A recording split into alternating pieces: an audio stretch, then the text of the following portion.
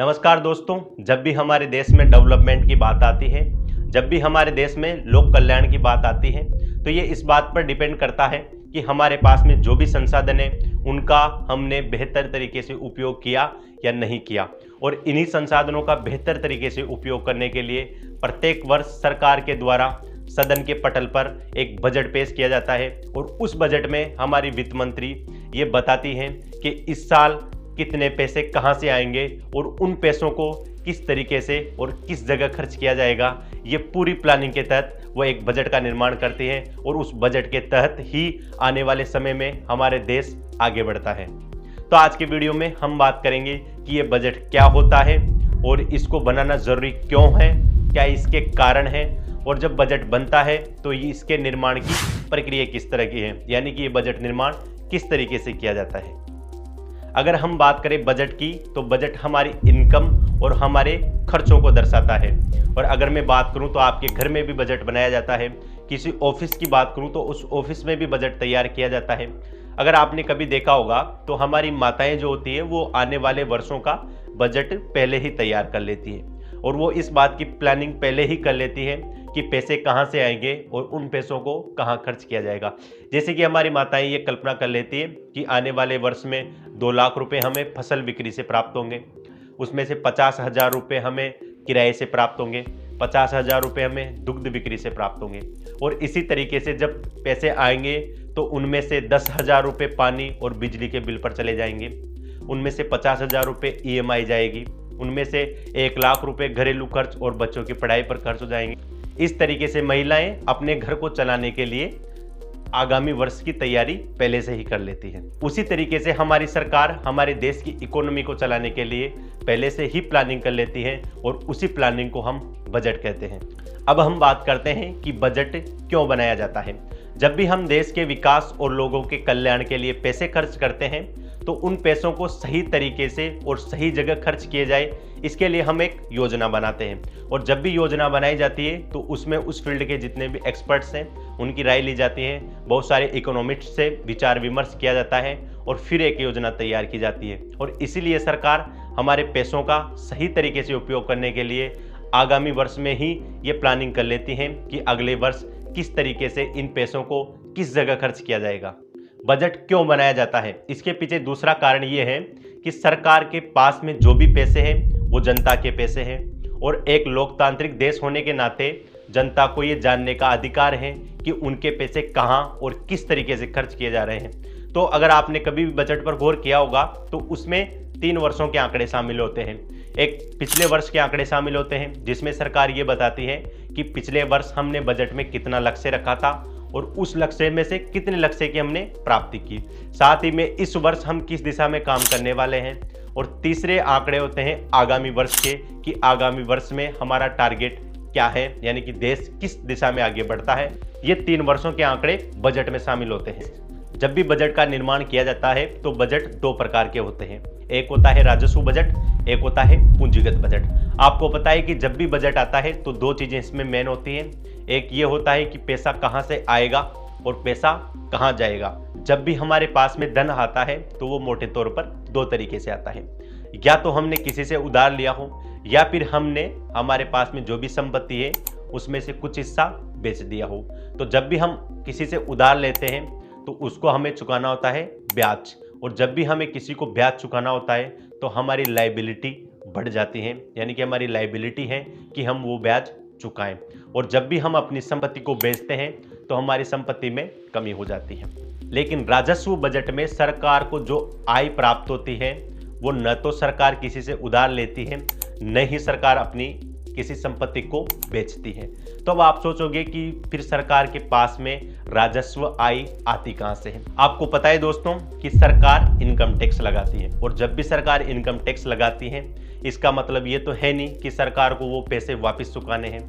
सरकार शुल्क और जुर्माने से राजस्व आय प्राप्त करती है। सरकार को मान लीजिए कोई कंपनी है, NTPC है या फिर BPCL है, अगर उस NTPC या BPCL को 1,000 करोड़ रुपए का लाभ हुआ तो वो सरकार की राजस्व आय है, क्योंकि उसके लिए न तो सरकार ने किसी से उधार लिया है न ही किसी सरकार ने संपत्ति को बेचा है। तो जो NTPC या फिर BPCL से जो आय प्राप्त होती है वो सरकार की राजस्व आय होती है। तीसरा यह है कि कभी विश्व बैंक के द्वारा भारत को अनुदान दिया जाता है, यानी कि मान लीजिए कि विश्व बैंक 1000 करोड़ रुपए का भारत को अनुदान दिया, तो अनुदान को चुकाना तो है नहीं सरकार को, इसलिए जो भी वित्तीय संस्था सरकार को अनुदान देगी वो अनुदान सरकार की राजस्व आय होगी। जब भी सरकार राजस्व आय को खर्च करती है तो वो राजस्व खर्च होता है। जब भी हमें पैसे खर्च करने होते हैं तो बेसिकली हम दो चीज़ों पर पैसे खर्च कर सकते हैं, कि या तो हमने किसी की उधार चुका दी हो या फिर हमने कोई संपत्ति खरीद ली हो, यानी कि मान लीजिए कि कोई प्लॉट वगैरह खरीद लिया हो, तो इस तरीके से हम अपने पैसों को खर्च करते हैं। लेकिन राजस्व खर्च एक ऐसा खर्च है जिसमें न तो हमने किसी की उधार चुकाई और न ही हमने किसी नई संपत्ति को खरीदा और वो पैसे खर्च भी हो गए। तो अब आप लोगों के मन में सवाल होगा कि आखिर वो पैसे सरकार ने कहाँ खर्च कर दिए। तो दोस्तों, हमारा देश भी चलाना है और देश को चलाने के लिए प्रशासन की जरूरत होती है, और जब भी प्रशासन को किसी भी तरह की सैलरी दी जाती है तो उस सैलरी में जो भी खर्चा होता है वो राजस्व खर्च में जाता है। जब भी सरकार, आपको पता है कि यूरिया पर सरकार सब्सिडी देती है, आपको पता है कि गैस पर सरकार के द्वारा सब्सिडी दी जाती है, तो जो सब्सिडी की जो राशि होती है वो भी राजस्व खर्च में आती है। सरकार जो डिफेंस के ऊपर लाखों करोड़ रुपए सालाना खर्च करती है, तो वो लाखों करोड़ रुपए भी राजस्व खर्च के भीतर आते हैं। और राजस्व खर्च में न तो सरकार किसी का उधार चुका रही है, न ही सरकार दूसरी संपत्ति को खरीद रही है, और फिर भी सरकार के पैसे खर्च हो रहे हैं। ऐसे खर्च को हम कहते हैं राजस्व खर्च। तो राजस्व बजट में दो चीजें आती हैं कि राजस्व प्राप्ति और राजस्व खर्च। अब हम बात करते हैं पूंजीगत बजट की। तो पूंजीगत बजट में दो चीजें शामिल होती हैं, पूंजीगत आय और पूंजीगत खर्चे। जब भी सरकार को पूंजीगत आय प्राप्त होती है तो वो दो चीजों से प्राप्त होती है, या तो सरकार ने उसको कहीं से उधार लिया हो या फिर सरकार ने अपने पास में जो भी संपत्ति है उसको बेच दिया हो। इस तरीके से सरकार को पूंजीगत आय प्राप्त होती है। जब भी सरकार पूंजीगत आय को खर्च करती है तो उसे हम पूंजीगत खर्च कहते हैं। और पूंजीगत खर्चे दो तरह के होते हैं, एक तो हमने किसी की उधारी चुका दी हो, या फिर हमने किसी स्कूल का निर्माण कर दिया हो, या फिर हमने ट्रेन मंगवा ली हो, या फिर हमने कहीं पर रेल लाइन बिछा दी हो, या कहीं पर सड़कों का निर्माण कर दिया हो। तो जब भी सरकार पूंजीगत खर्चा करती है तो उस पूंजीगत खर्चे में या तो सरकार की लायबिलिटी कम होती है, यानी कि सरकार ने या तो उधार चुका दिया, या फिर सरकार की संपत्ति बढ़ जाती है, या फिर सरकार ने कोई स्ट्रक्चर या फिर कोई इंफ्रास्ट्रक्चर का निर्माण कर लिया। तो इस तरीके के दो तरह के बजट होते हैं ये, एक तो राजस्व बजट होता है और एक पूंजीगत बजट होता है। अब हम तीसरे प्रश्न पर आते हैं कि आखिर बजट का निर्माण कैसे किया जाता है।